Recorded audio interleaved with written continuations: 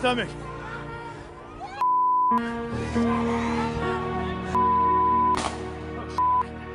People are getting shot all around us. People are just getting shot everywhere, guys.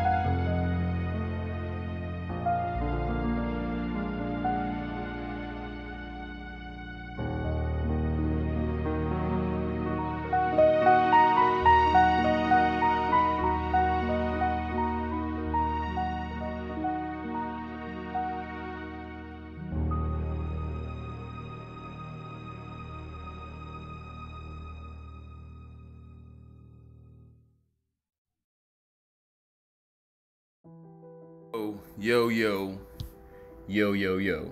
Back in this bit for another episode of Go Deep. I think this is 193. Yep. This is Go Deep 193. It is one after 192, which was the Geo show. And today, 193 is the My show. It's just gonna be me. I was fucking watching, I think it was like TMZ or some shit, and it was some guy, you know, the guy that shot the people with the assault rifle. That's what I'm gonna talk about today, because, you know, like,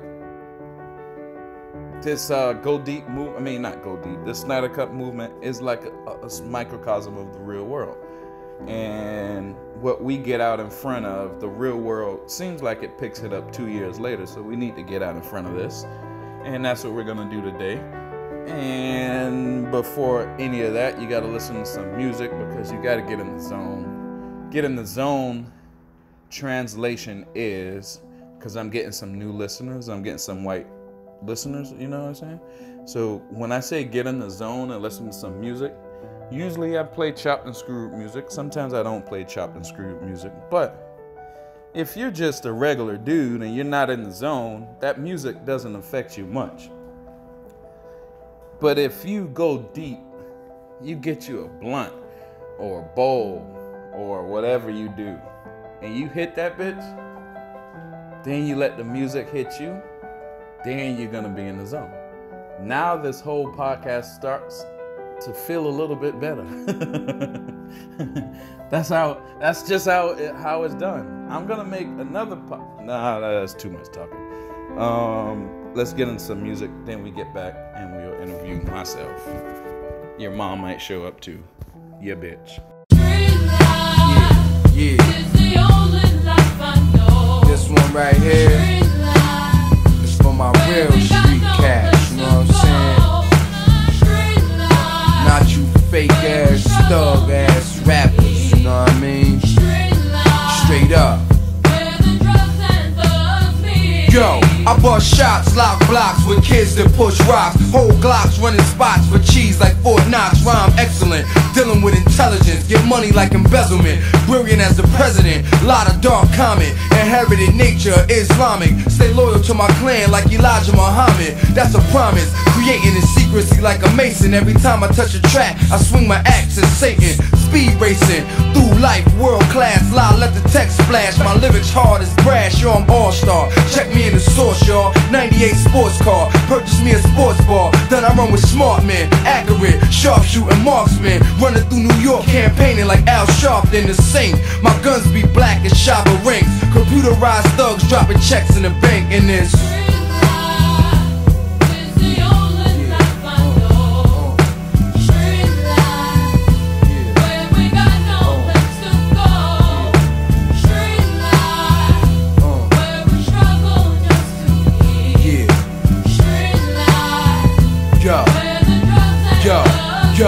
Yo, you on my dick. My life is like a James Bond flick. Mad bitches, mad bullets, but I never get hit. Yo, from herpes to trees, TVs and MPVs. Niggas in jail for life, the strongest Hercules. From Bloods to Latin Kings, the Bronx back to Queens. Drugs to dope fiends, Green Rovers to limousines. Prostitutes, 14, sucking dick on porno screens. Vaginas that's unclean, with terrible hygiene. Describing my block scene, it's devil is Halloween. The young sons got guns with 50-shot magazines and digital red beams. Getting drunk off gasoline, robbing niggas. Mark died for his chain in the screen. In this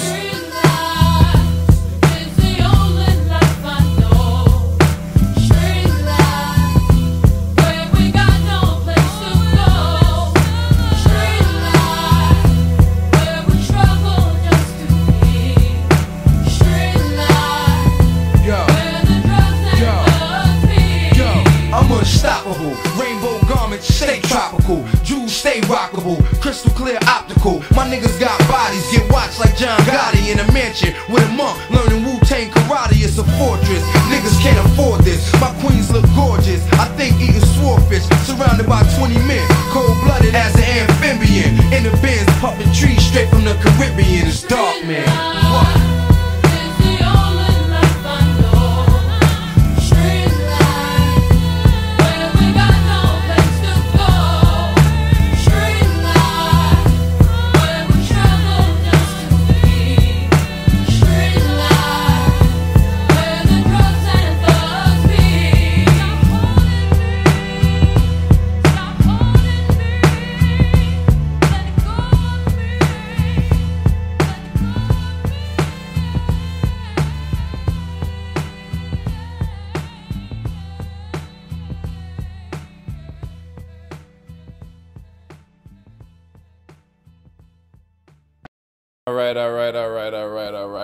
All right. We are back in this bitch.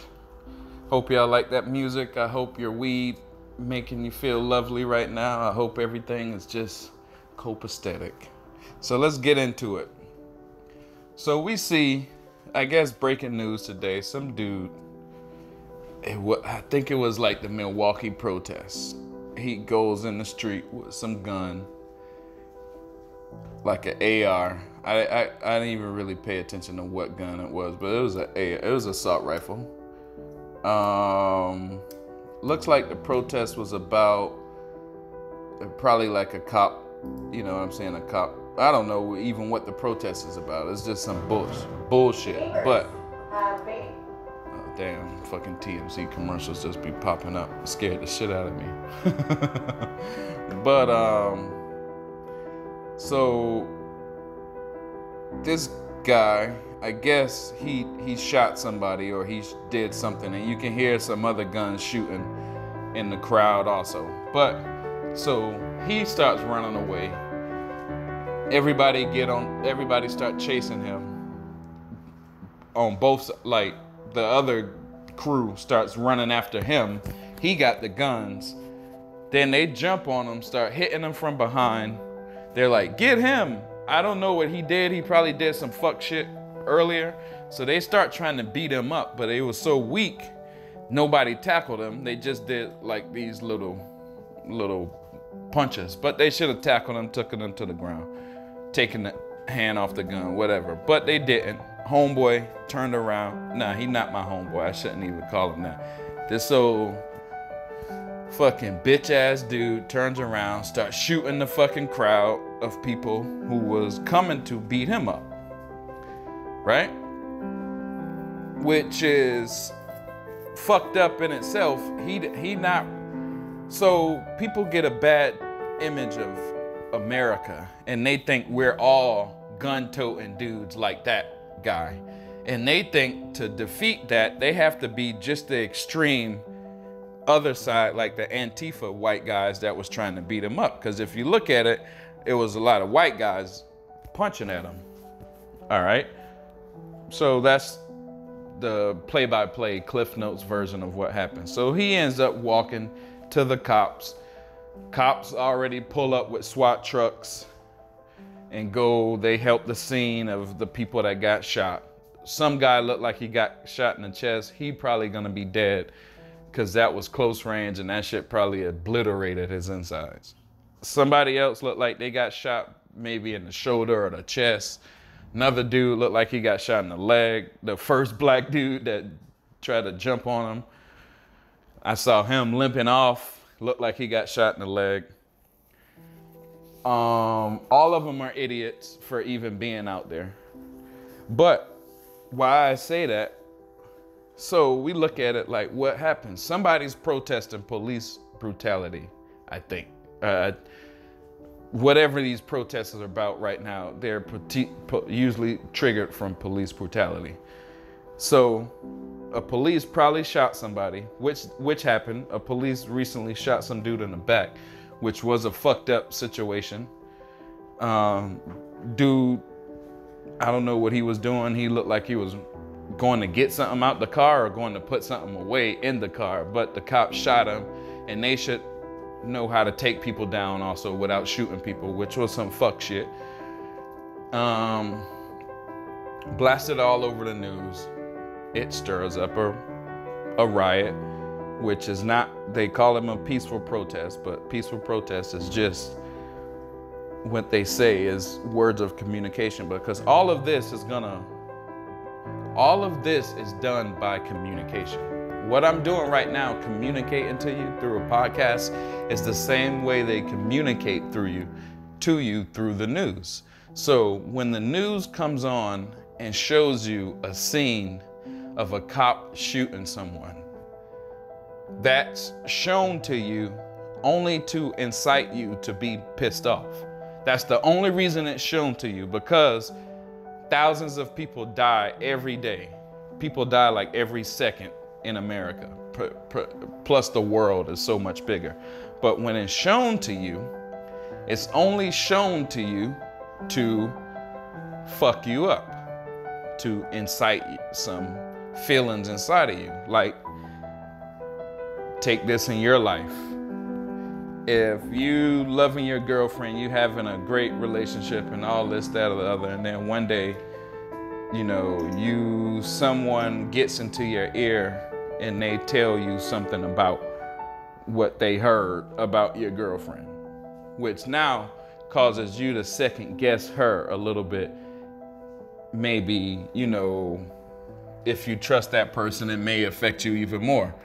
But that person just communicated something to you, you know? That it happens all the time. This is what the news does 24/7. The news is that person in your ear. The news, the mainstream media is, remember on Lord of the Rings, the dude that was talking into the king of Rohan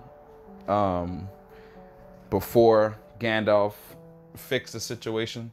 This dude named Wormtongue was just talking in his ear, and this guy was just looking like like he was dead, no life, old, eyes glossed over, had a long, straggly beard, all this shit. Because this dude is communicating evils to him. Y'all have no idea how big communications is. This is why the Snyder Cut movement stands out in front of every situation. We call it a microcosm of the world situations, but it's really not. It is a microcosm, but it's bigger than that.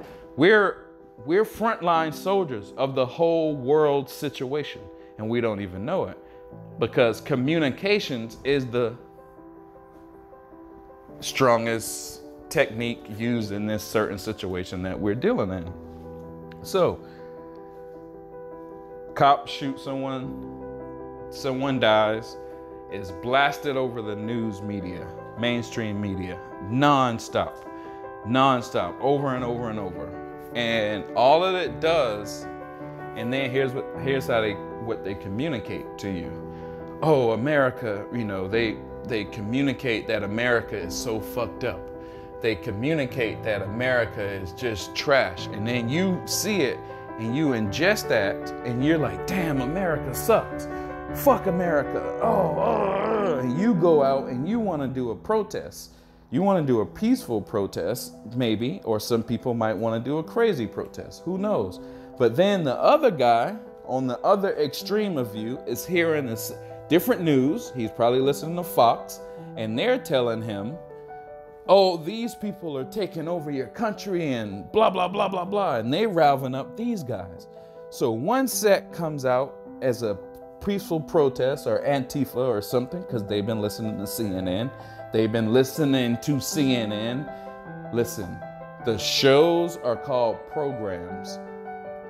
The schedule is called programming. Your brain is what's being programmed. So CNN hypes up the Antifa people. Fox hypes up the gun-toting people, and they clash. That's what they've been trying to get. Obama started this shit, you know, like, no, the plan has been going on long before Obama, but this certain clash, you know, because everybody back in the day, well, everyone, we all just hated Bush. What happened in 9/11, everyone on both sides, they just didn't like Bush. But then,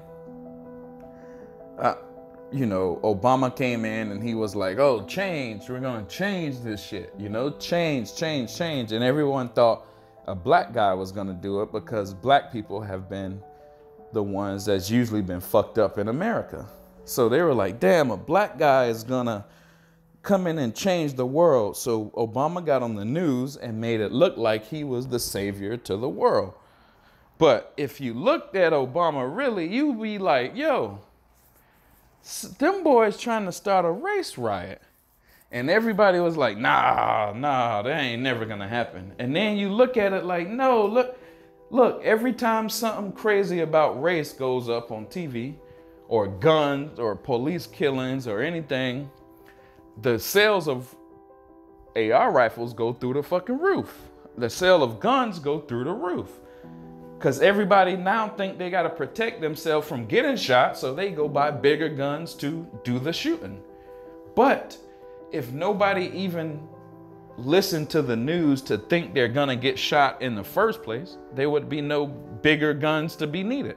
You know, like someone put this in our heads, y'all, you know, through the whole country. So if you look through Obama, this change was like, damn, we having police shootings all the time. This is not random events. This is seem like some staged coincidences. Then we having these school shootings. All this shit was trying to change America. Oh, we don't need guns anymore. We're gonna, you know, you guys act crazy with guns in America. It's so fucked up and this, that, or other.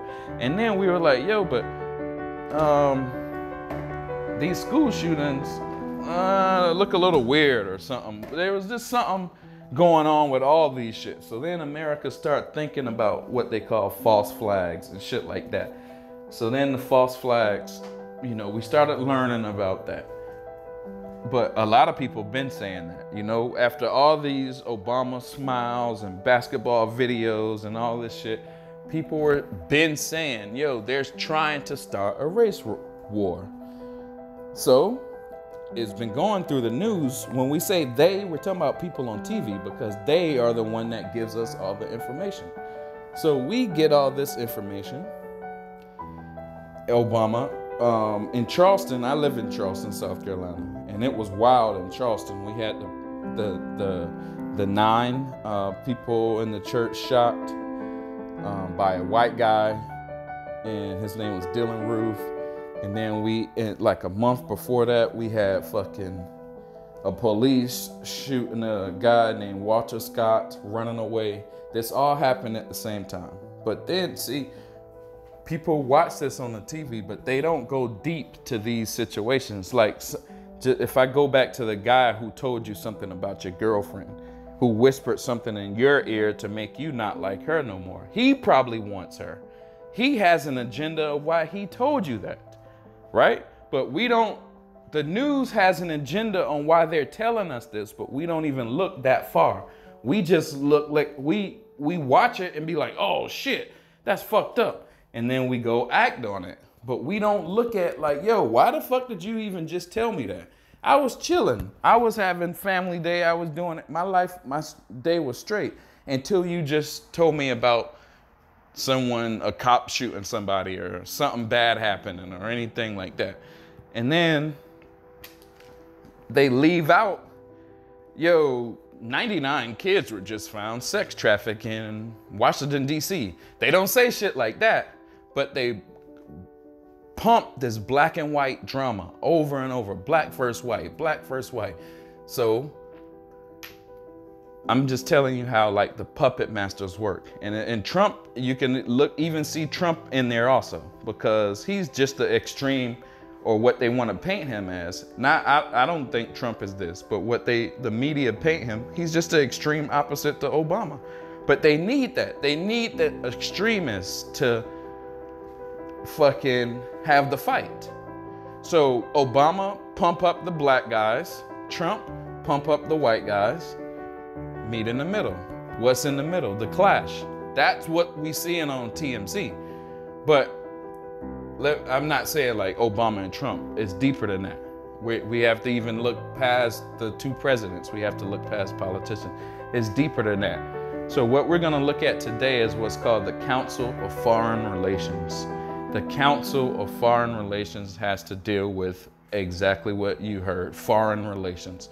It's like the whole world teamed up together like the United Nations. And it's all similar. But what we know it now today, since we're all waking up to this type of stuff, has been considered the New World Order for the longest. And the New World Order basically is a world order. Basically, they changed the order of the world. So if America was number one in the order of the world for the past 100 years, now it has to be a new change. So it has to be someone that can come and stand up to America. But there's no one that can come and stand up to America. So the whole world has to do it. The whole world doesn't like how America has been running. But here's the key. America is not running that way because of Americans. That's the trick. We're getting a bad name, but we're not deserving of the bad reputation because the people doing it are not Americans. They just happen to live here. And the people can't tell the difference. So a group of Europeans, mainly a group of, let's call them foreign investors, come in, Council of Foreign Relations, and they buy everything. Namely, first, they buy the media because the media controls what the population thinks. If I can control what you think, I can control you 100%. So they buy the brain mind control stuff first. Think, right? So now this is what they've been doing in the 60s and 50s. Right now they have changed to even where they can control your brain with these telephones, cell phones, 5G shit, all kind of shit. Is what they do now. But before that, they had to use it by being a slick communicator, a slick talker is what they're called. In the real world, we're supposed to be able to look out for slick talkers. But we don't know that because they're disguised. And see, if y'all don't know, I've been involved in all of this shit. I've had the slick talkers fuck with me ever since I've probably been born. But everything I do, slick talkers come around to try to influence how I feel. This is why I know this is how I know about this shit, and I can tell you about it. So look at from low level to high level. Let's say in the city, these guys, let's say Obama, they called him what was he, a community organizer, which he was not. He was picked to be president since he was born. He was probably bred to be president. But his official title came up as a community organizer, which then turned into a politician, senator, president. Right? But let's start at community organizing. Look around. Who are slick talkers in your community? And what do they want you to do? All right, I'm one of the slick talkers in my community, Charleston, the #1 city in the fucking world. I'm a slick talker. I got a pretty big influence in Charleston. I could influence people to kind of do shit that I want them to do, right? Who are the other slick talkers in your community? Look around, because here's how it's done.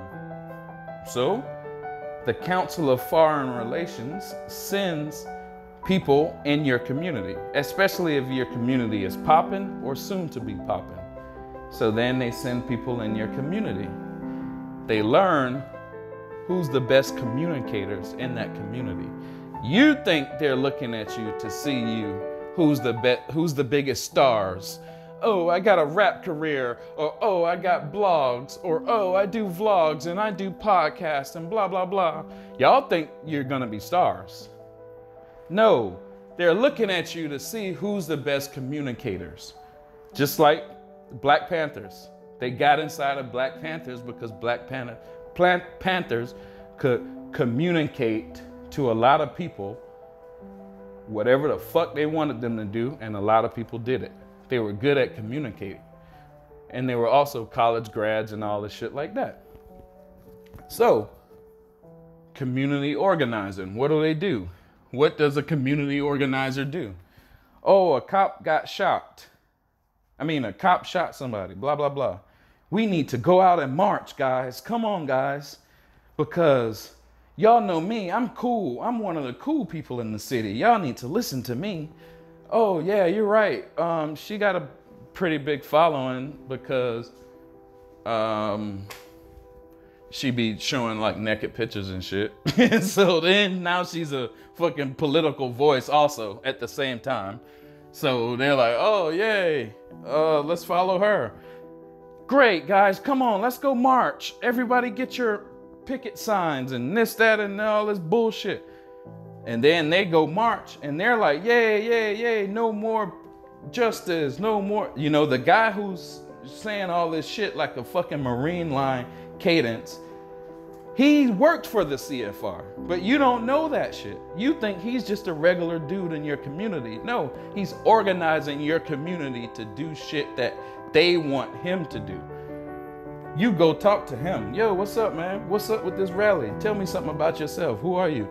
Oh yeah, man, I'm just a cool dude. You know, man, I'm out here from Seattle.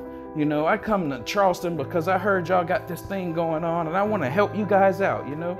Oh yeah, for real, man, that's dope. You come to Charleston, all the way to Charleston? What got you over here? No, man, I was in Washington, D.C. first, you see, because, you know, I had this little thing I had to do, blah, blah, blah. And you're like, oh, you was in D.C. And you throw out a little joke. Oh, man, you know all the CIA is up in that area. And he'd be like, oh, yeah, man. No, that's not me, dog. I'm with the cause. Come on. No, just... And he'd pull out his little megaphone and everybody walks with him. All the dummies walk with him. Me, I stand there. I done peeped the shit. This is a fucking agent right here that's organizing this fucking area that we live in, that's doing all this bullshit. But not only that, they've been organizing that when the sun go down, we about to fuck shit up. Oh, word? Yeah, so the white boys leave. Now the black people come in because the black people are just as dumb as the Antifa white people because they just want to fuck shit up. So now they come in, but they've been paid already by, or they just want to fuck shit up by the fucking Antifa white people who's been paid by the CFR, Council of Foreign Relations. So then black people come, riot, and the same white boys carrying the guns that have been watching Fox News all day come out because they think they're protecting their fucking city, and they end up shooting two or three fucking people and causing a big ass, even bigger commotion. So now, oh man, the government comes in and say, oh man, look at these tanks we got. You know, why? This is the reason we got these bulletproof tanks, because we knew you guys were gonna act crazy one day. This is the reason we have these microwave transmitters that make you burn yourself if you get too close, because we knew you guys were gonna riot. And then nobody's looking at them like, damn, bro, how did you know that? Because they're the ones that start the shit. They're the one, it's all connected. So now you in your city, you might be a fucking content creator or person of interest or whatever. So now you're out there supporting a movement that's tearing down your city, your home, the place you live in. But your city is in a country that is also being torn down.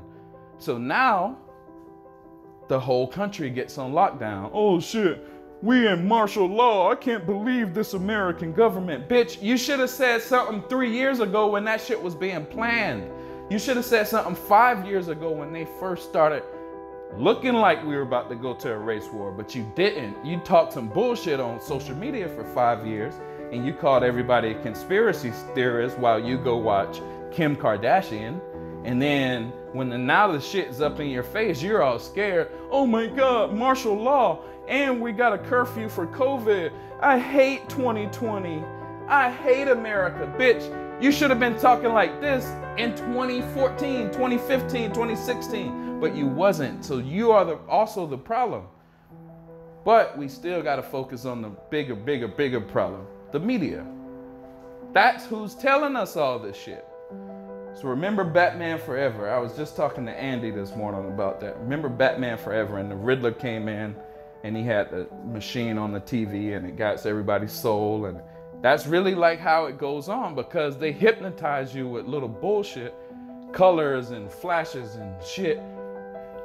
And while you're in that little hypnotic zone, like I just said, get in the zone. I hypnotize you with weed and music. Same shit. They hypnotize you with bullshit and fucking pharmaceutical ads. Same shit. We're doing the same shit. It's one fucking blueprint. I'm not divvying away from the blueprint because I know how this shit works. I'm just trying to do it the opposite way. I'm trying to bring balance back to the force. So now, Snyder Cut movement, I mean, let's just say you're still a cool dude. You're watching shit go on in your city. You're also in the Snyder Cut movement, who just did probably the biggest shit in Hollywood history, you know? And now you show the corporations that you can maneuver a lot of people also in the internet. Not only could you community organize that shit, you could organize them in the internet. Damn, need some special people. I've been telling y'all, we are the special kids. I've been telling us that. Look what we do. Look at your life. Look, you always been a cool kid. You just haven't been really doing anything with it. And I know that's the truth because we're all the same. It's the same with me. So now, what do they say? Oh, we're going to put out this algorithm to see what you guys are saying. I mean, not algorithm, this AI shit to see what you guys are saying, right?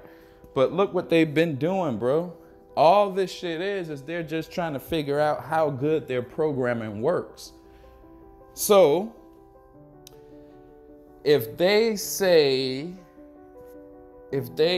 stir up a group like Black Lives Matter or Antifa or anything like that, and then all this bullshit goes down in the country, and then it starts trending on the news, they know that all their programming worked. Not, oh my God, America's so racist. No, they don't even look at it like that. They look at it like my programming worked. So then they see you on social media talking dumb shit, and they know their programming worked. That's all this is about. This is test, trial and error. If we kill a black guy in Charleston, how would the people react? And then do they go on fucking social media and talk about it? It's data mining, guys, at the highest levels. But on top of data mining, it's social engineering through social media and social justice and these little social justice warrior community organizers in your city and in the Snyder Cut movement. Remember all the people, oh, Ben Shapiro, you can't be in the movement. We don't stand on your morals. Those are the same people in your city that's probably gonna make up some little bullshit. Black Lives Matter and we gotta march. But they're all white kids that they've been trained in fucking DC. And all they're doing is communicating to you that you need to change your way of life. But your way of life might not be being changed for the better.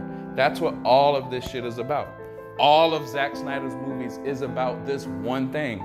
Now the mother box is changing everybody, and the fucking Suicide Squad is turning everybody into these cocoons, or Zack Snyder's now making a zombie movie. Guys, what are they trying to tell you? Wake, like Zack Snyder says, wake the fuck up. Wake the fuck up. You know, on Suicide Squad, the girl comes in, now everybody is turning into these little cocoons, and, you know, I guess in the Snyder Cut, Batman goes and sees a whole bunch of cocoons and everybody's turning into the anti-life equation shit. I'm telling you what the anti-life equation is right now. This is not no comic book shit. This is an easy, simple equation of communication tactics for your mind, for your brain, bro. And it's done by people slick talking, usually employed by foreign intelligence that's also working with domestic U.S. intelligence. They're working together to find the slick talkers in the community, to make those people community organizers who's also doing a fucking community political rally, who's also doing a community data mining test, who would also do a fucking social engineering, social media, social SJW data mining test. That's what's going on. All of this shit is test. You know, but each test has a result, and they're looking for the result. So I've been showing you the Hegelian dialectic. It's called problem, reaction, solution. They give you the problem, they wait for your reaction, and they give you the solution also. Oh my God, people are shooting people in the streets with these guns. We gotta take the guns away because your reaction was, oh my God, this is so crazy. But TMZ, why did you even show me this shit? TMZ, who are you and who do you work for? That's what you should really be asking. So I know when me's talking, you don't really believe me because I'm black and I'm about your age. So you can't believe some guy like that is telling you some shit like this. But if I put an older white guy in this shit, my credibility goes through the fucking roof. So that's exactly what I'm gonna do. All right, enough talking with me. I'm gonna put this man in. This is just part 1 because this is a long fucking shit. I'm gonna cut his shit in half and I'm gonna come back in and do a part 2, maybe tonight or maybe tomorrow, I don't know. But let's go. I'm gonna drop his interview real quick. It's called The Illuminati Exposed in 1957. Archived interview, but they call it the Illuminati, but it's the Council of Foreign Relations. And you will see that because a white guy told you. Yeah, bitch.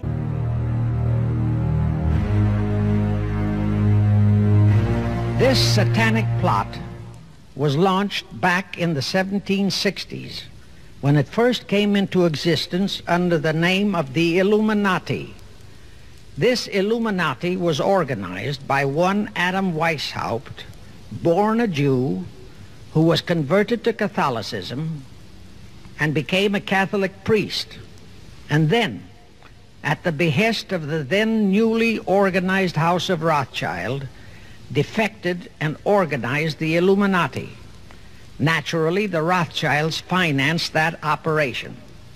And every war since then, beginning with the French Revolution, has been promoted by the Illuminati, operating under various names and guises.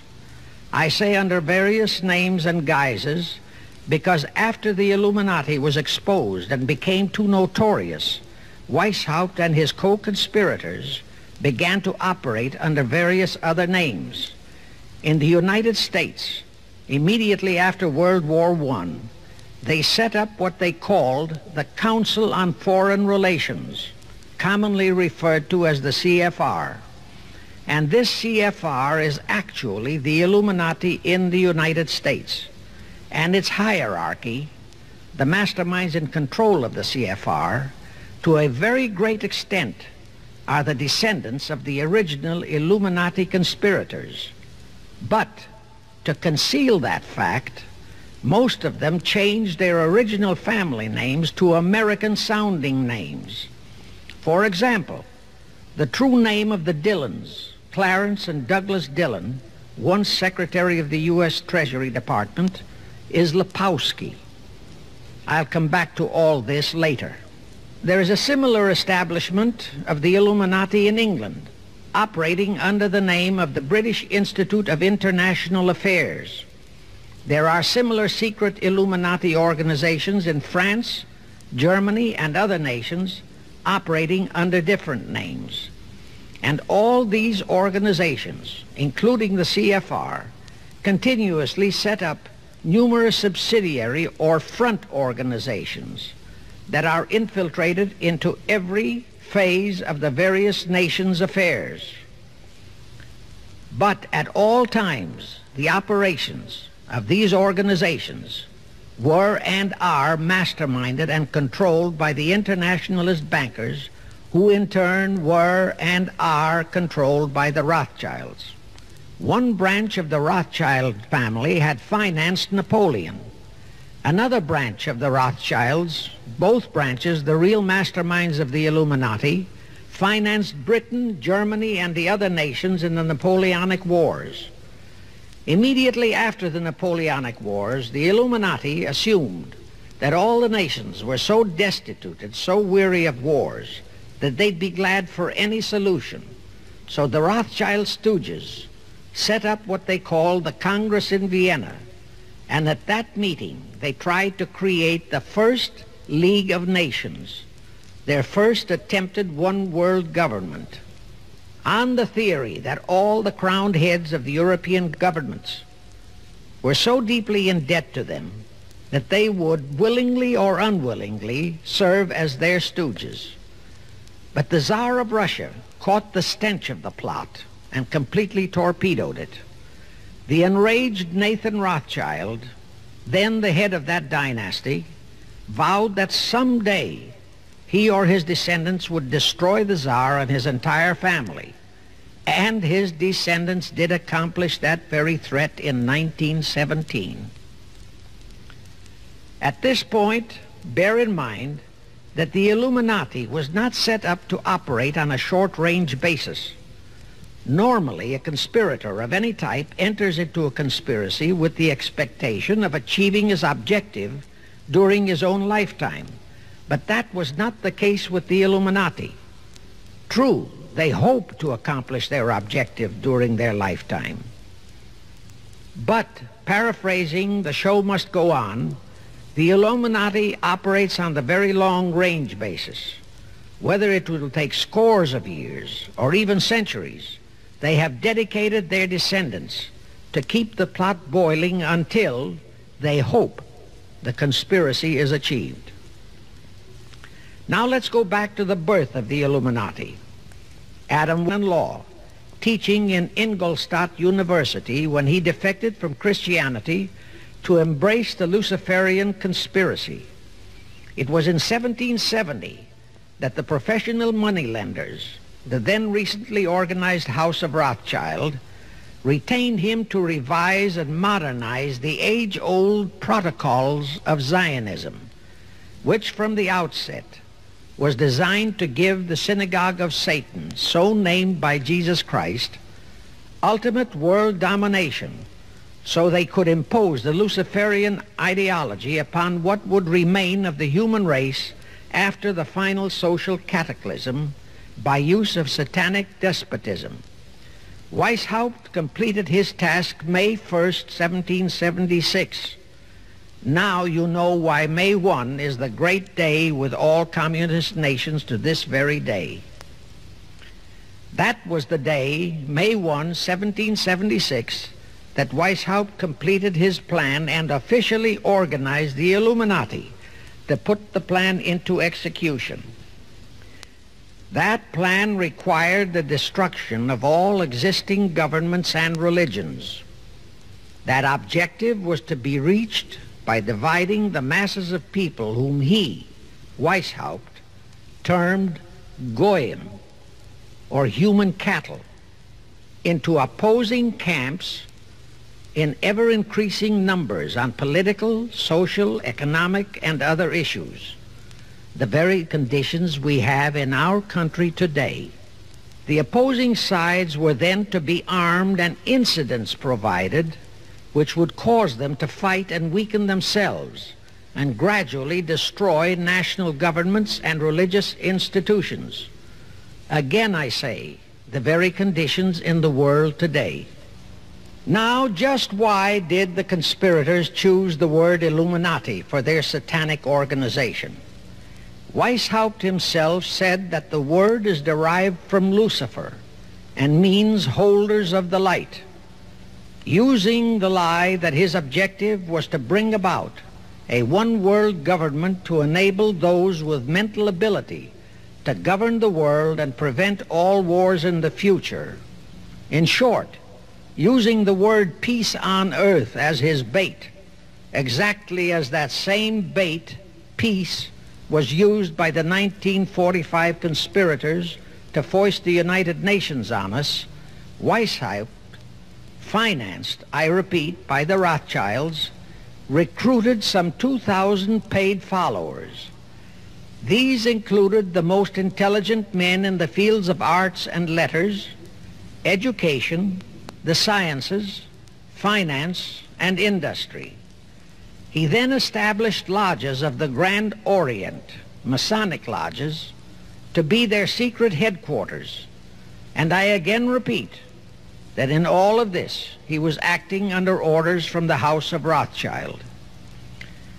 The main features of the Weishaupt plan of operation required his Illuminati to do the following things to help them to accomplish their purpose. Number one, use monetary and sex bribery to obtain control of men already in high places in the various levels of all governments and other fields of endeavor. Once influential persons had fallen for the lies, deceits, and temptations of the Illuminati, they were to be held in bondage by application of political and other forms of blackmail, threats of financial ruin, public exposure and physical harm, even death, to themselves and loved members of their families. Do you realize how many present top officials in our federal government in Washington are controlled in just that way by the CFR? Number two, Illuminati on the faculties of colleges and universities were to cultivate students possessing exceptional mental ability belonging to well-bred families with international leanings and recommend them for special training in internationalism. Such training was to be provided by granting scholarships to those selected by the Illuminists. That gives you an idea what a Rhodes Scholarship means. It means indoctrination into accepting the idea that only a one-world government can put an end to recurring wars and strife. That's how the United Nations was sold to the American people. All such scholars were to be first persuaded and then convinced that men of special talent and brains have the right to rule those less gifted on the ground that the masses don't know what is best for them physically, mentally, and spiritually. Number three, all influential people trapped into coming under the control of the Illuminati, plus the students who had been specially educated and trained, were to be used as agents and placed behind the scenes of all governments as experts and specialists, so they would advise the top executives to adopt policies which would, in the long run, serve the secret plans of the Illuminati one-world conspiracy and bring about the destruction of the governments and religions they were elected or appointed to serve. Number four, perhaps the most vital directive in Weishaupt's plan was to obtain absolute control of the press, at that time the only mass communications media, to distribute information to the public, so that all news and information could be slanted, so that the masses could be convinced that a one-world government is the only solution to. Now do you know who owns and controls our mass communications media? I'll tell you, practically all the movie lots in Hollywood is owned by the Lehmans, Kuhn Loeb and Company, Goldman Sachs, and other internationalist bankers. All the national radio and TV channels in the nation are owned and controlled by those same internationalist bankers. The same is true of every chain of metropolitan newspapers and magazines, also of the press wire services, such as Associated Press, United Press International, etc. The supposed heads of all those media are merely the fronts for the internationalist bankers, who in turn compose the hierarchy of the CFR, today's Illuminati in America. Now can you understand why the Pentagon's press agent Sylvester so brazenly proclaimed that the government has the right to lie to the people? What he really meant was that our CFR-controlled government had the power to lie to and be believed by the brainwashed American people. And let's again go back to the first days of the Illuminati. Because Britain and France were the two greatest world powers in the late years of the 18th century, Weishaupt ordered the Illuminati to foment the colonial wars, including our Revolutionary War, to weaken the British Empire and organize the French Revolution to destroy the French Empire. He scheduled the French Revolution to start in 1789. However, in 1784, a true act of God placed the Bavarian government in possession of evidence which proved the existence of the Illuminati, and that evidence could have saved France if they, the French government, hadn't refused to believe it. Here is how that act of God happened. It was in 1874 that Weishaupt issued his orders for the French Revolution. A German writer named Zwack put it into book form. It contained the entire Illuminati story and Weishaupt's plans. A copy of this book was sent to the Illuminists in France, headed by Robespierre, whom Weishaupt had delegated to foment the French Revolution. The courier was struck and killed by lightning as he rode through Ralestan on his way from Frankfurt to Paris. The police found the subversive documents on his body and turned them over to the proper authorities. After careful study of the plot, the Bavarian government ordered the police to raid Weishaupt's newly organized lodges of the Grand Orient and the homes of his most influential associates.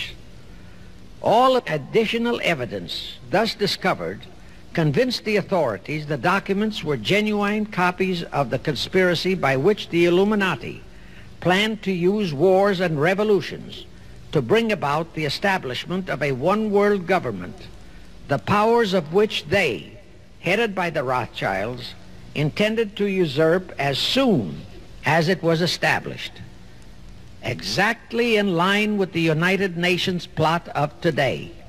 In 1785, the Bavarian government outlawed the Illuminati and closed the lodges of the Grand Orient. In 1786, they published all the details of the conspiracy. The English title of that publication is The Original Writings of the Order and Sect of the Illuminati. Copies of the entire conspiracy were sent to all the heads of church and state in Europe. But the power of the Illuminati, which was actually the power of the Rothschilds, was so great that this warning was ignored. Nevertheless, Illuminati, at the same time, Weishaupt ordered Illuminists to infiltrate into the lodges of Blue Masonry and form their own secret societies within all secret societies. Only Masons who proved themselves internationalists and those whose conduct proved they had defected from God were initiated into the Illuminati. Thenceforth, the conspirators donned the cloak of philanthropy and humanitarianism to conceal their revolutionary and subversive activities. In order to infiltrate into Masonic lodges in Britain, Weishaupt invited John Robison over to Europe. Robison was a high-degree Mason in the Scottish Rite. He was a professor of natural philosophy at Edinburgh University and secretary of the Royal Society of Edinburgh.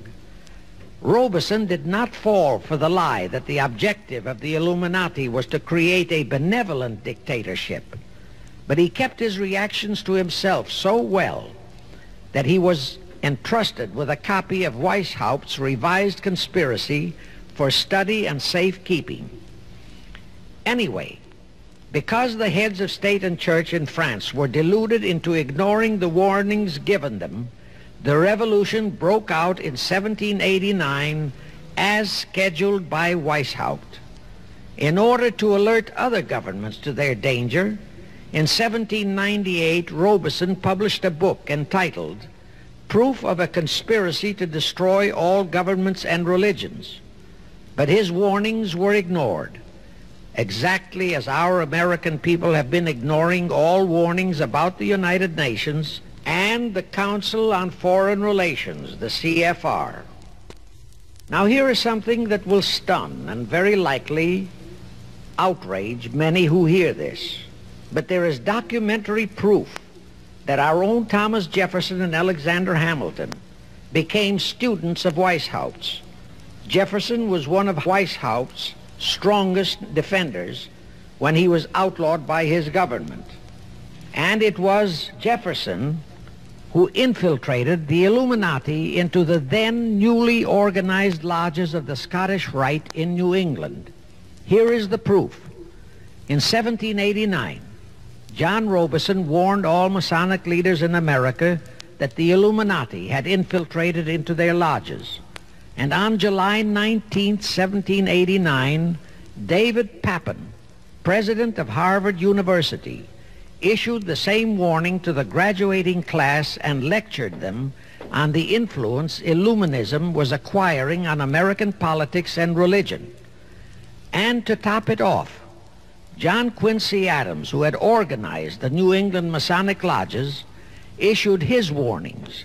He wrote 3 letters to Colonel William L. Stone, a top Mason, in which he exposed how Jefferson was using Masonic lodges for subversive, Illuministic purposes. Those 3 letters are at this very time in Rittenberg Square Library in Philadelphia. In 1826, one Captain William Morgan decided it was his duty to inform all Masons and the general public what the full truth was regarding the Illuminati, their secret plans and intended objectives. Also reveal the identities of the masterminds of the conspiracy. The Illuminati promptly tried Morgan in absentia and convicted him of treason. They ordered one Richard Howard, an English Illuminist, to carry out their sentence of execution as a traitor. Morgan was warned and he tried to escape to Canada, but Howard caught up with him near the border, near the Niagara Gorge to be exact, where he murdered him. This was verified in a sworn statement made in New York by one Avery Allen to the effect that he heard Howard render his report of the execution to a meeting of Knights Templars in St. John's Hall, New York. He also told how arrangements had been made to ship Howard back to England. That Allen affidavit is on record in New York City archives. Very few Masons and very few of the general public know that general disapproval over that incident of murder caused approximately half of all the Masons in the northern jurisdiction of the United States to secede. Copies of the minutes of the meeting held to discuss that matter are still in existence in safe hands, and that all that secrecy emphasizes the power of the masterminds of the Illuminati to prevent such terrible events of history from being taught in our schools. The Rothschilds decided that to keep the plot alive, they'd have to do it by heightening their control of the money systems of the European nations. Earlier, by a ruse, the outcome of the Battle of Waterloo had been falsified. Rothschild had spread a story that Napoleon had won that battle. That had precipitated a terrific panic on the stock market in England. All stocks had plummeted down to practically zero, and Nathan Rothschild bought all the stocks for virtually a penny on its dollar values. That gave him complete control of the economy of Britain and virtually of all Europe. So immediately after that Congress in Vienna had boomeranged, Rothschild forced Britain to set up a new Bank of England, which he absolutely controlled. Exactly as later, through Jacob Schiff, he engineered our own Federal Reserve Act, which gave the House of Rothschild a secret control of the economy in the United States. Weishaupt died in 1830, but prior to his death he prepared a revised version which, under various aliases, was to organize, finance, direct, and control all international organizations and groups by working their agents into executive positions at the top, In the United States, we have Woodrow Wilson, Franklin Roosevelt, Jack Kennedy, Johnson, Rusk, McNamara, Fulbright, etc. as prime examples. In addition, while Karl Marx was writing the Communist Manifesto under the direction of one group of Illuminists, Professor Karl Ritter of Frankfurt University was writing the antithesis under direction of another group.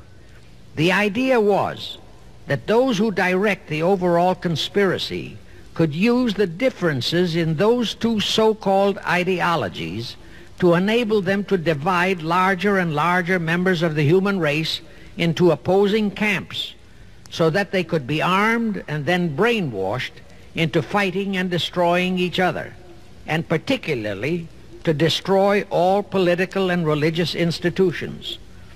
The work Ritter started was continued after his death and completed by the German so-called philosopher Friedrich Wilhelm Nietzsche, who founded Nietzscheism.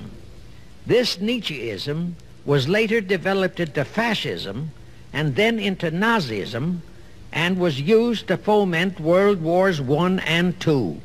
In 1834, the Italian revolutionary leader Giuseppe Mazzini was selected by the Illuminati to direct their revolutionary program throughout the world.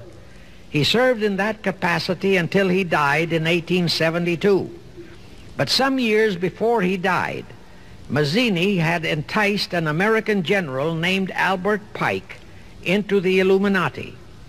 Pike was fascinated by the idea of a one-world government, and ultimately he became the head of this Luciferian conspiracy. Between 1859 and 1871, he, Pike, worked out a military blueprint for 3 world wars and various revolutions throughout the world. Again, I remind that these conspirators were never concerned with immediate success. They always operated on a long-range view. Pike did most of his work in his home in Little Rock, Arkansas. But a few years later, when the Illuminati's lodges of the Grand Orient became suspect and repudiated because of Mazzini's revolutionary activities in Europe, Pike organized what he called the New and Reformed Palladian Rite. He set up 3 Supreme Councils, one in Charleston, South Carolina, one in Rome, Italy, and the 3rd in Berlin, Germany. He had Mazzini establish 23 subordinate councils in strategic locations throughout the world. These have been the secret headquarters of the world revolutionary movement ever since. Long before Marconi invented radio, the scientists in the Illuminati had found the means for Pike and the heads of his councils to communicate secretly. It was the discovery of that secret that enabled intelligence officers to understand how apparently unrelated incidents, one such as the assassination of an Austrian prince at Sarajevo, took place simultaneously throughout the world, which developed into a war or a revolution. Pike's plan was as simple as it has proved effective.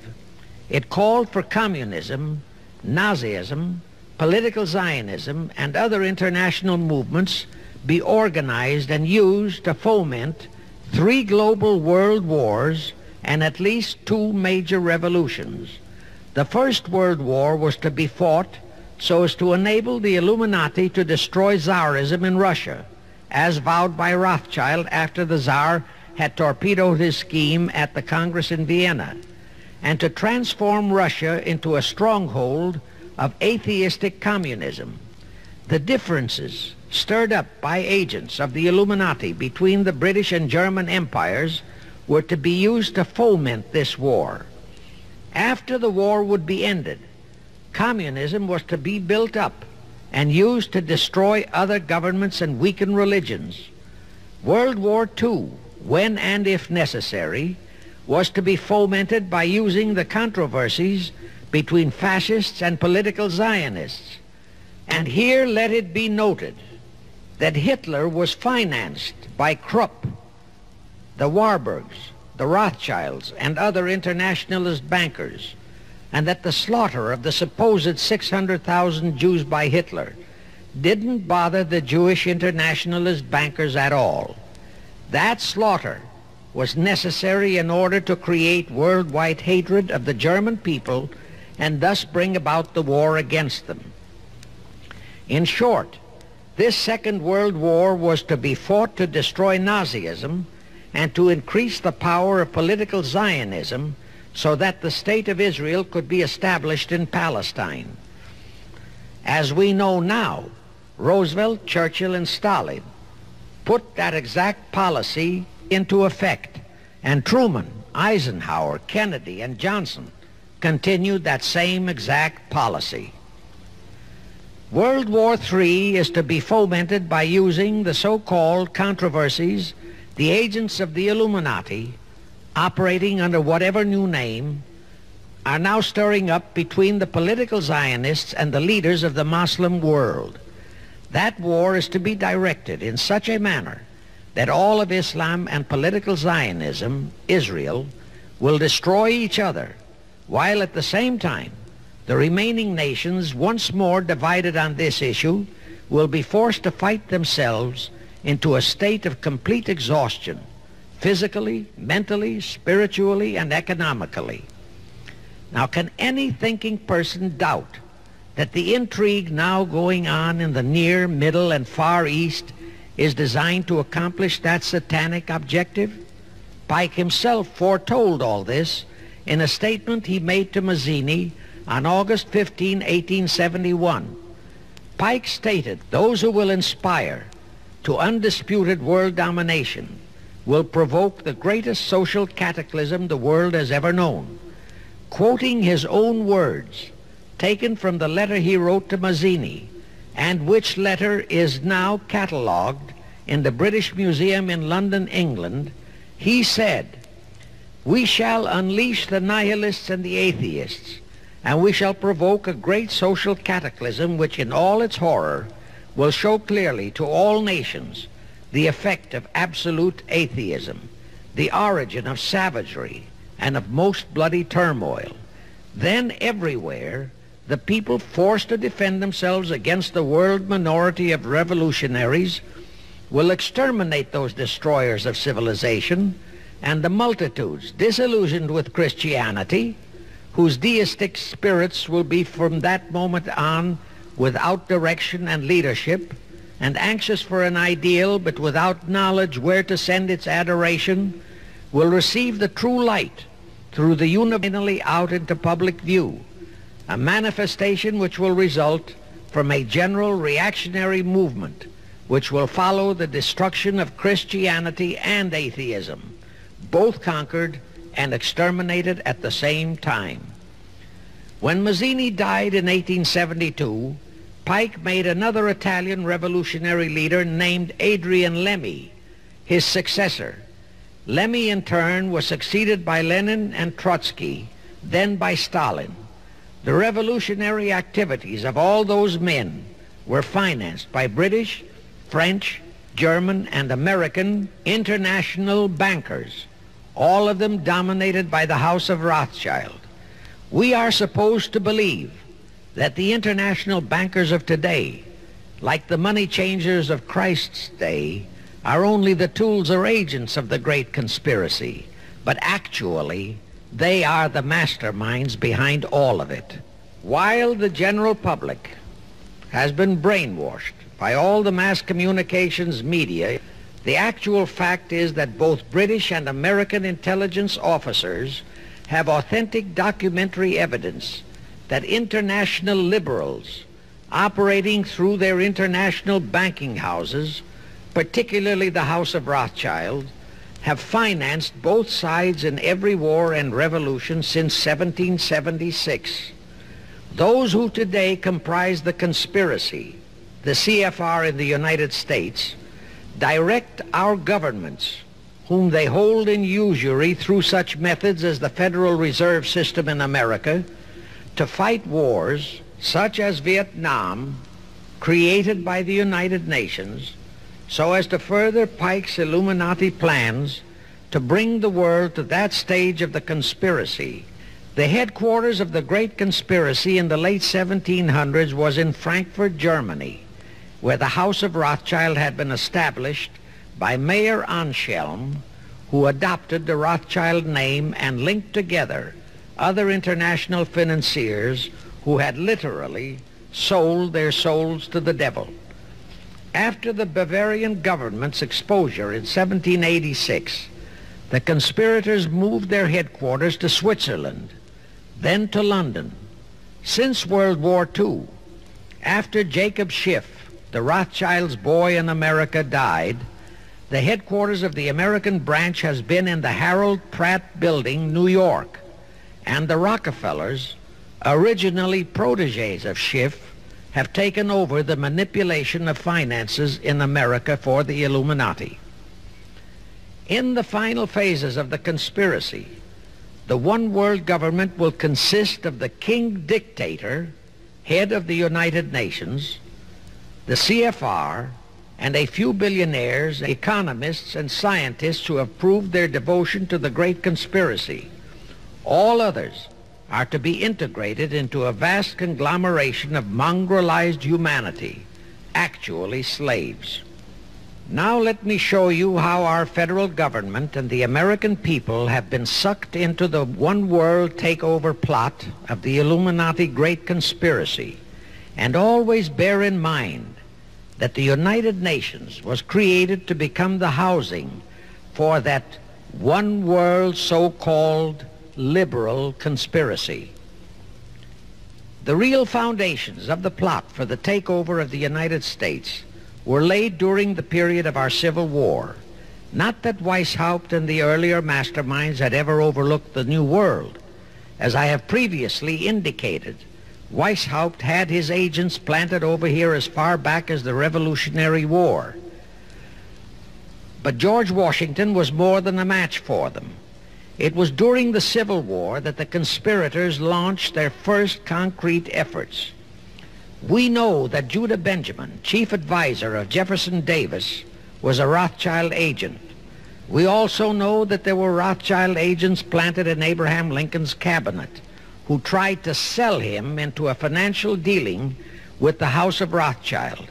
But old Abe saw through the scheme and bluntly rejected it, thereby incurring the undying enmity of the Rothschilds, exactly as the Russian Tsar did when he torpedoed their first League of Nations at the Congress in Vienna.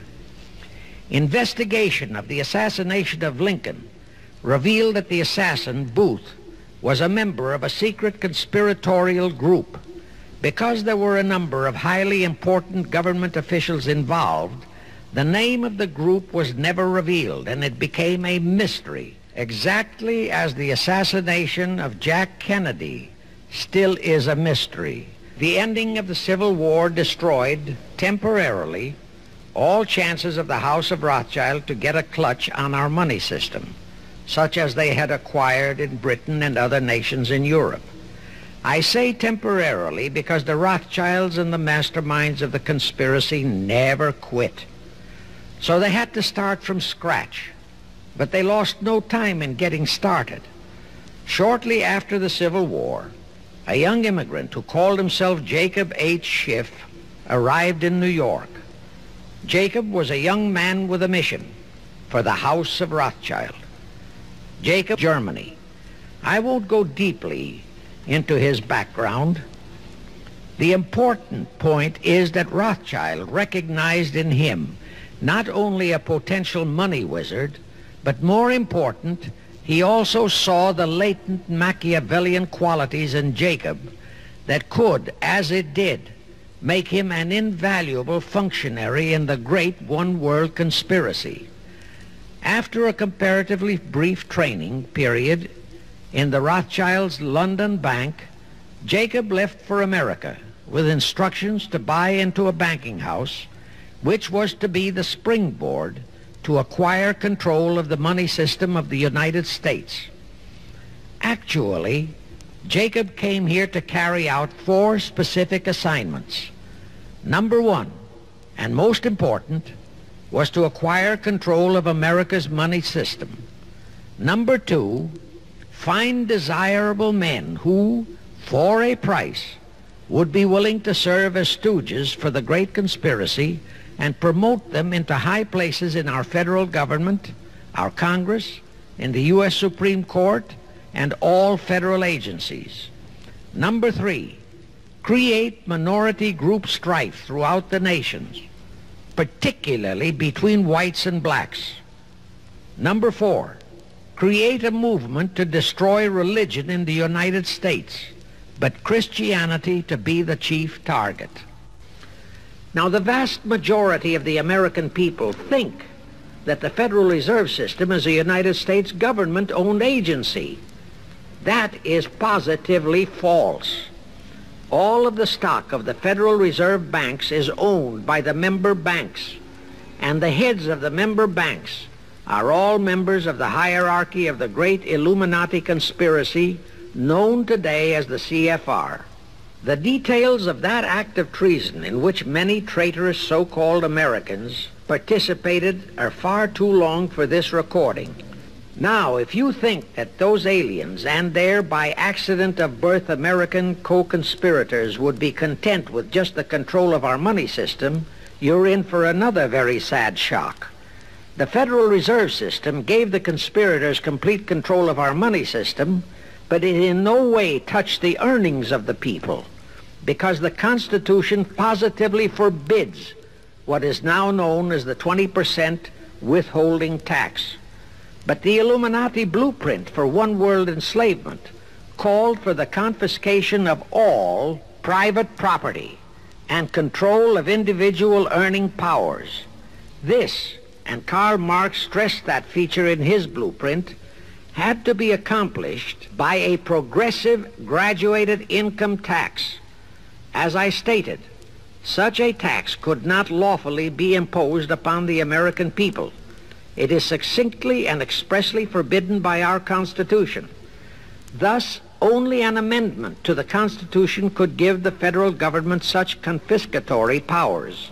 Well, that too was not an insurmountable problem for our Machiavellian plotters. The same elected leaders in both houses of Congress and the same Mr. Woodrow Wilson, who signed the infamous Federal Reserve Act into law, amended the Constitution to make the federal income tax, known as the 16th Amendment, a law of the land. Both are illegal under our Constitution. In short, the same traitors signed both betrayals, the Federal Reserve Act and the 16th Amendment, into law. However, it seems that nobody ever realized that the 16th Amendment was set up to rob, and I do mean rob, the people of their earnings via the income tax provision. The plotters didn't fully use that provision until World War II, when that great humanitarian, Franklin Roosevelt, applied a 20% withholding tax on all small wage earners and up to 90% on higher incomes. Oh, of course, he faithfully promised that it would be only for the duration of the war. But what was a promise to such a charlatan who in 1940, when he was running for his third term, kept proclaiming, "I say again and again and again that I will never send American boys to fight on foreign soil"? Remember?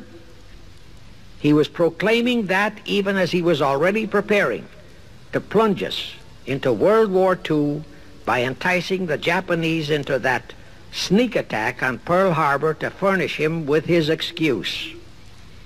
And before I forget, let me remind you that another charlatan named Woodrow Wilson used exactly that same campaign slogan in 1916. His slogan was, "Re-elect the man who will keep your sons out of the war." Exactly the same formula, exactly the same promises. But wait. As Al Jolson used to say, you ain't heard nothing yet. That 16th Amendment income tax trap was intended to confiscate, rob, the earnings only of the common herd, you and me. It was not intended to even touch the huge incomes of the Illuminati gang, the Rockefellers, the Carnegies, the Lehmans, and all the other conspirators. So together with that 16th Amendment, they created what they called the tax-free foundations, That would enable the conspirators to transform their huge wealth into such so-called foundations and avoid payment of virtually all income taxes. The excuse for it was that the earnings of those tax-free foundations would be devoted to humanitarian philanthropy. So we now have the several Rockefeller Foundations, the Carnegie Endowment Fund, the Ford Foundation, the Mellon Foundation, and hundreds of similar tax-free foundations. And what kind of philanthropy do these foundations support? Well, they finance all the civil rights groups that are creating all the chaos and rioting all over the country. In short, the tax-free foundation finance those who are doing the job for the Illuminati Great Conspiracy. Our CFR Illuminati-controlled federal government can grant tax-free status to all foundations and pro-red one-world outfits, such as the Fund for the Republic. But if you, or a patriotic pro-organization, is too outspokenly pro-American, they can terrify and intimidate you by finding a misplaced comma in your income. Future historians will wonder how the American people could have been so naive and stupid as to have permitted such audaciously brazen acts of treason as the Federal Reserve Act and the 16th Amendment. Well, they were not naive and they were not stupid. The answer is they trusted the men they elected to safeguard our country and our people. And they just didn't have even an inkling about either betrayal until after each one had been accomplished. It was the Illuminati-controlled mass communications media that kept and is keeping our people naive and stupid and unaware of the treason being committed. Now the great question is, when will the people wake up and do to our traitors of today what George Washington and our founding fathers would have done to Benedict Arnold? Actually, Benedict Arnold was a petty traitor compared to our present traitors in Washington. Now let's go back to the events that followed the rape of our Constitution by the passage of the Federal Reserve Act of the 16th Amendment. With Wilson completely under their control, the masterminds of the Great Conspiracy put in motion their next and what they hoped would be their final steps to achieve their one-world government. The first of those steps was to be World War I. Why war? Simple. The only excuse for a one-world government is that it will supposedly ensure peace. The only thing that can make people cry for peace is war. War brings chaos, destruction, exhaustion, to winner as well as to loser. It brings economic ruin to both. Most important, it destroys the flower of the young manhood of both. To the saddened and heartbroken oldsters, the mothers and fathers, who are left with nothing but memories of their beloved sons, peace becomes worth any price.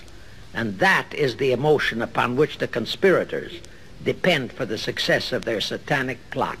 Throughout the 19th century, from 1814 to 1914, the world as a whole was at peace. Such wars as the Franco-Prussian, our own Civil War, the Russo-Japanese War, were what might be termed local disturbances that did not affect the rest of the world. All the great nations were prosperous, the peoples staunchly nationalistic and fiercely proud of their sovereignties. It was utterly unthinkable that the French and the German peoples would be willing to live under a one-world government, or the Turks and the Russians, or the Chinese and the Japanese. Even more unthinkable that a Kaiser Wilhelm or a Franz Joseph or a Tsar Nicholas or any monarch would willingly and meekly surrender his throne to a one-world government. But bear in mind that the peoples in all nations are the real power, and only one thing, war, could make the peoples yearn and clamor for a peace-ensuring one-world government. But it would have to be a frightful and horribly devastating war. It could not be just a local disturbing war between just two nations. It would have to be a world war. No major nation must be left untouched by the horrors and devastation of such a war. The cry for peace must be made universal. Actually, that was the format set by the Illuminati and Nathan Rothschild at the turn of the 19th century. They first maneuvered all of Europe into the Napoleonic Wars.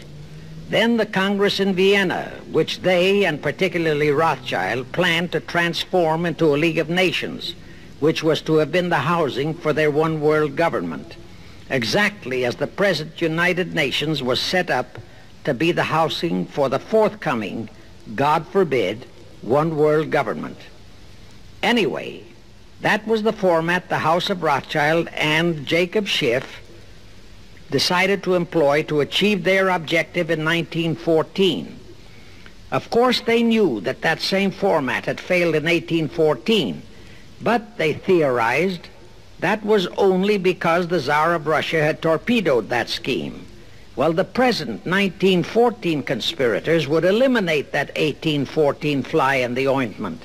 They'd make sure that after the New World War, they were conspiring, there'd be no Tsar of Russia around to throw monkey wrenches into the machinery. History records that World War I was precipitated by a trivial incident, the kind of incident both Weishaupt and Albert Pike had incorporated in their blueprints. That incident was the assassination of an Austrian archduke, arranged by the Illuminati masterminds. The war followed. It involved Germany, Austria-Hungary, and their allies, so-called the Axis powers, against France, Britain, and Russia, called the Allies. Only the United States was not involved during the first 2 years. By 1917, the conspirators had achieved their primary objective. All of Europe was in a state of destitution. All the peoples were war-weary and crying for peace. And the outcome, too, was all set. It was to come as soon as the United States would be hurled in on the side of the Allies. After that, there could be only one outcome: complete victory for the Allies. When Wilson was campaigning for re-election in 1916, his chief appeal was, re-elect the man who will keep your sons out of the war. But during that same campaign, the Republican Party publicly charged that Wilson had long committed himself to throw us into the war. They charged that if he would be defeated, he would accomplish that act during his few remaining months in office. But if re-elected, he would hold off until after re-election. But at that time, the American people looked upon Wilson as a God-man. Well, Wilson was re-elected, and as per the schedule of the conspirators, he hurled us into the war in 1917. He used the sinking of the Lusitania as an excuse, a sinking which also was prearranged. Roosevelt, also a God-man in the eyes of the American people, followed the same technique in 1941 when he used the prearranged Pearl Harbor attack as his excuse for hurling us into World War II.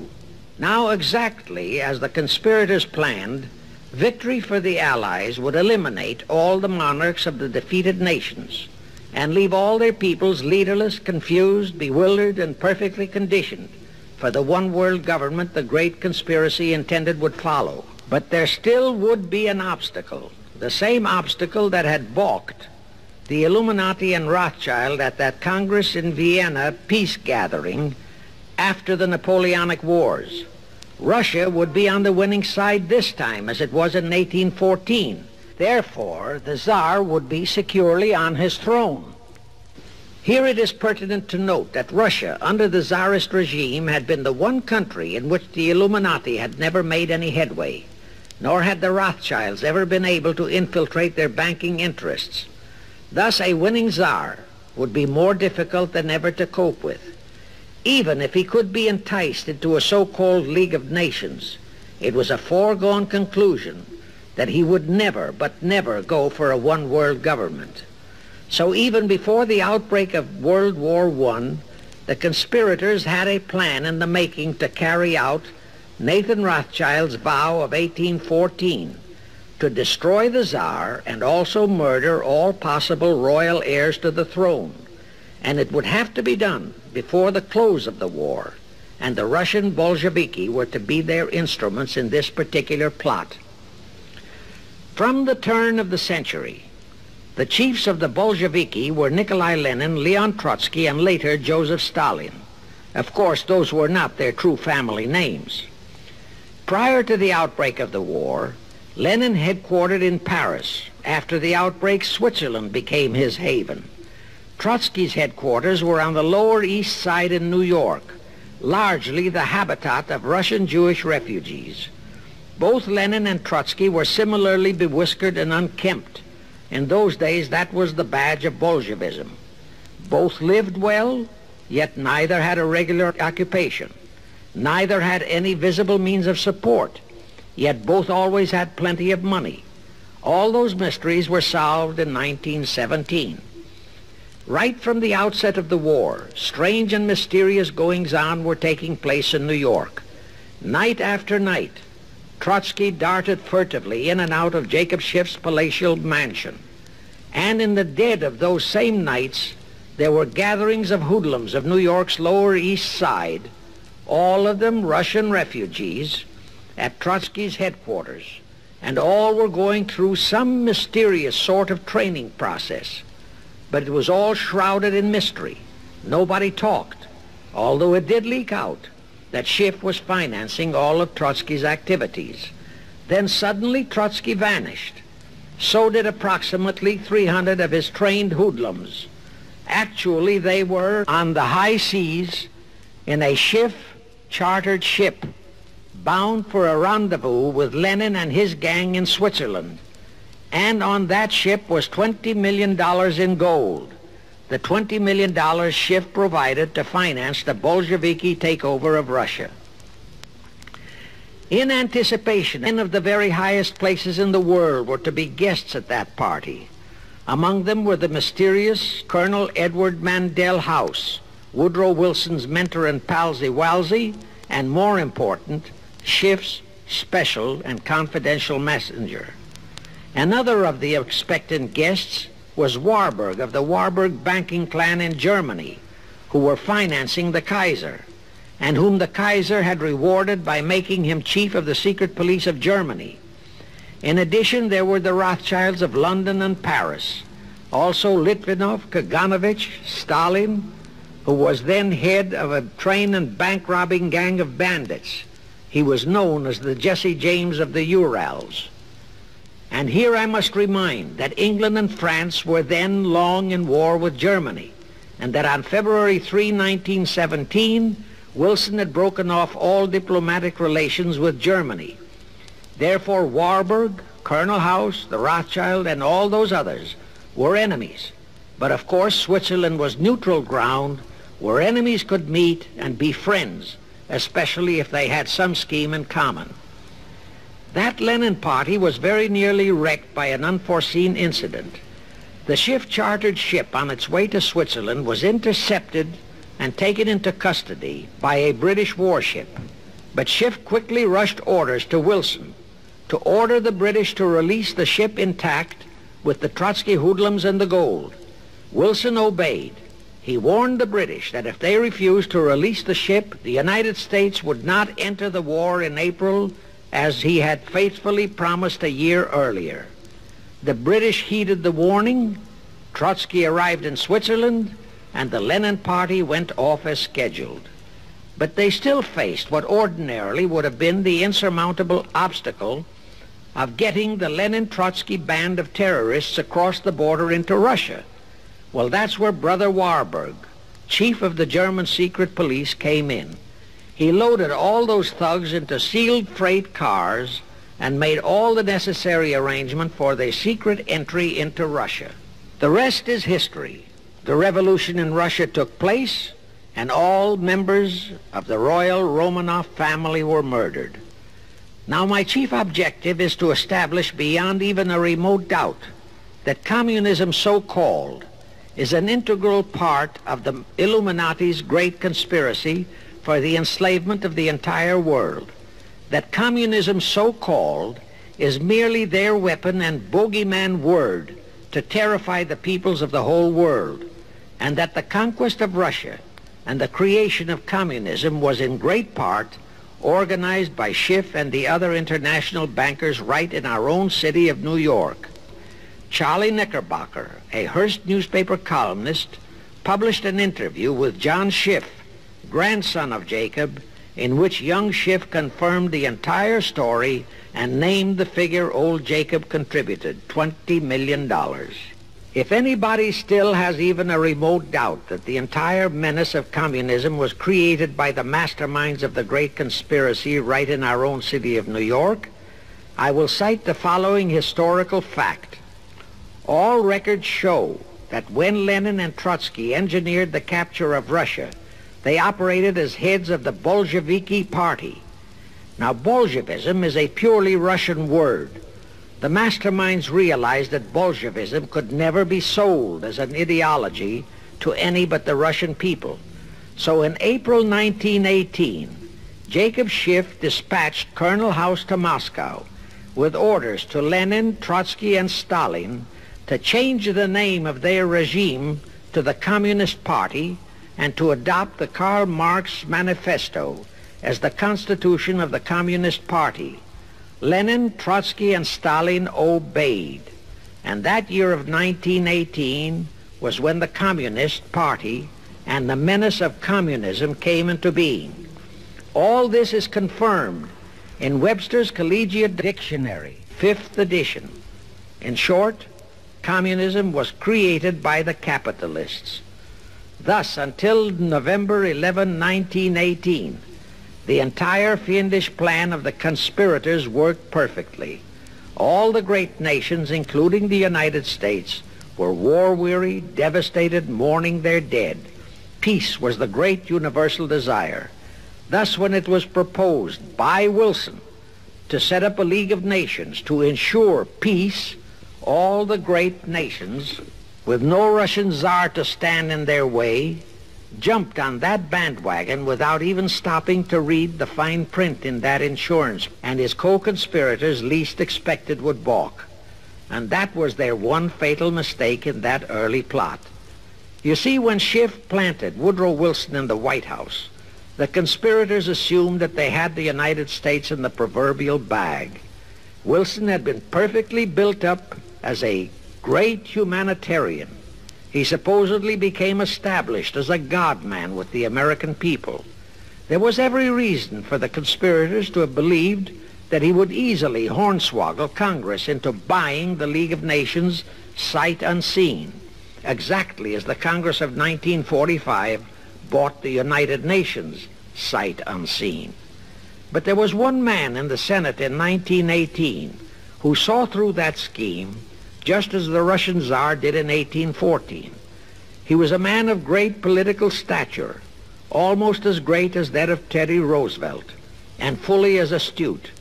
He was highly respected and trusted by all members of both houses of Congress and by the American people. The name of that great and patriotic American was Henry Cabot Lodge, not the phony of today who called himself Henry Cabot Lodge Jr. until he was exposed. Lodge completely unmasked Wilson and kept the United States out of the League of Nations. Here it becomes of great interest to know the real reason for the Wilson League of Nations flop. As I previously stated, Schiff was sent to the United States to carry out 4 specific assignments. Number 1 and most important was to acquire complete control of the U.S. money system. Number 2, as outlined in the original Weishaupt Illuminati blueprint, he was to find the right kind of men to serve as stooges for the great conspiracy and promote them into the highest offices in our federal government, our Congress, our U.S. Supreme Court, and all federal agencies, such as the State Department, the Pentagon, the Treasury Department, etc.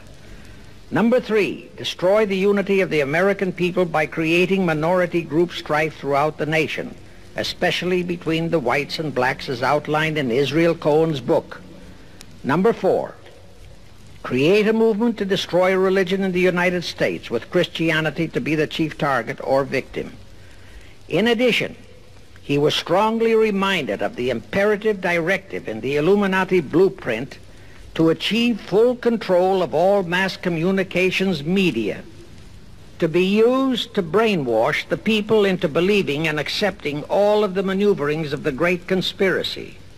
Schiff was warned that only control of the press, at that time our only mass communications media, would enable him to destroy the unity of the American people.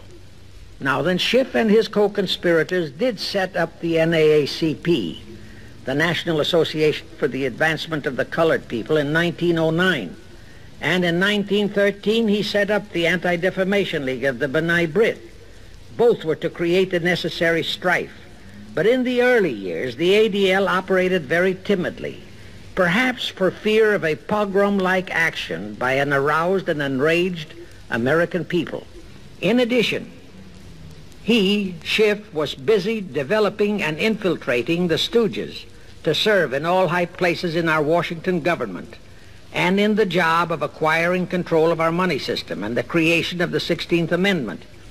He also was very busy with the organizing of the plot for the takeover of Russia. In short, he was kept so busy with all those jobs that he completely overlooked the supreme job of acquiring complete control of our mass communications media. That oversight was the direct cause for Wilson's failure to lure the United States into the League of Nations, because when Wilson decided to go to the people to overcome the opposition of the Lodge-controlled Senate, despite his established but phony reputation as a great humanitarian, he found himself faced by a solidly united people and by a loyal press whose only ideology was Americanism and the American way of life. At that time, due to the ineptness and ineffectiveness of both the ADL and the NAACP, there were no organized minority groups, no Negro problems, no so-called anti-Semitic problem to sway the people's thinking. There were no lefts, there were no rights, no prejudices for crafty exploitations. Thus, Wilson's League of Nations appeals fell on deaf ears. The control of the press was assigned to Rockefeller. Thus, Henry Luce, who recently died, was financed to set up a number of national magazines, among them Life, Time, Fortune, and others, which publish USSR in America. The Rockefellers also directly or indirectly financed the Cowles Brothers Look magazine and a chain of newspapers. They also financed a man named Sam Newhouse to buy up and build a chain of newspapers all over the country. And the late Eugene Meyer, one of the founders of CFR, bought the Washington Post, Newsweek, the weekly magazine, and other publications. At the same time, CFR began to develop and nurture a new breed of scurrilous columnists and editorial writers, such as Walter Lippmann, Drew Pearson, the Alsops, Herbert Matthews, Irwin Canham, and others of that ilk, who called themselves liberals, who proclaimed that Americanism is isolationism, that isolationism is warmongerism, that anti-communism is anti-Semitism and racism. All that took time, of course, but today our entire press, except for some local small-town papers and weeklies published by patriotic organizations, is completely controlled by CFR stooges, and thus they finally succeeded in breaking us up into a nation of quarreling, wrangling, squabbling, hating factions.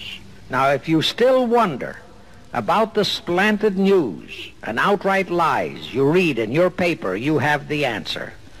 To the Lehmans, Goldman Sachs, Kuhn Loeb, and the Warburgs, the CFR assigned the job of getting control of the motion picture industry, Hollywood, radio and television, and believe you me, they succeeded. If you still wonder about the strange propaganda broadcasts by the Ed Murrows, Chet Huntley, Howard K. Smith, Eric Severide, Drew Pearson, and others of that ilk, you have the answer. If you wonder about all the smut, sex, pornography, and mixed marriage films you see in your movie theater and on your TV set, all of which is demoralizing our youth, you have the answer. It tells in detail how the press, the movies, TV, and radio have been, and still are, used to brainwash the people, to demoralize our youth, and they have been and still are encouraging and creating sympathy for the rioting civil rights lawlessness. To the vast majority of the American people, our foreign nation is seemingly floundering so helplessly in the art of diplomacy.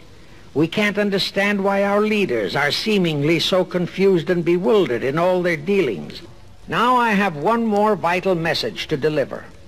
As I told you, one of the 4 specific assignments Rothschild gave Jacob Schiff was to create a movement to destroy religion in the United States, with Christianity to be the chief target.